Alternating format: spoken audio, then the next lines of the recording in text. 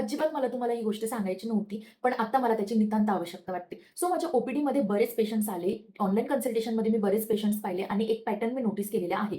जेव्हा मी पेशंट्सला कुठलं hair oil, serum किंवा कुठलं शॅम्पू किंवा स्किनसाठी कुठलं मेडिकेशन, लोकल ॲप्लिकेशन देते ना, तेव्हा पेशंट्सला खूप छान वाटतं. अजिबात त्यांना काही गैर वाटत नाही. पण ज्या मिनिटाला मी त्यांना सांगितलं, की तुम्हाला ब्लड टेस्ट कराव्या लागतील किंवा तुम्हाला इंटरनली हे सिरप घ्यावे लागतील किंवा या मेडिकेशन्स घ्याव्या लागतील, त्या मिनिटाला पेशंट अतिशय त्याचं एक्सप्रेशन्सच चेंज होऊन जातात आणि मग मॅम याची नक्की गरज आहे का? किंवा हे करावंच लागेल का?